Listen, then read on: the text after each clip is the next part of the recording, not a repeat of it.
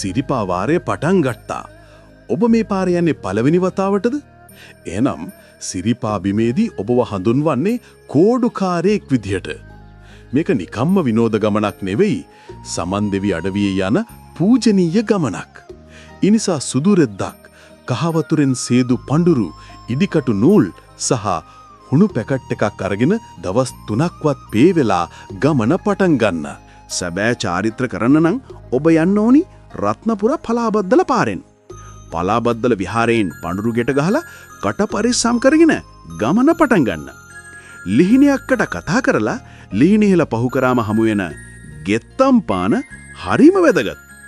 බුදුන් වහන්සේගේ සිවුර ඉරීගිය වෙලාවේ මැසූ තැන සිහි වෙන්න ඔබ ගෙනාපු සුදු රෙද්දේ කෝඩු ඉදිකටුවෙන් නූල් අදින්නේ මෙතනදී.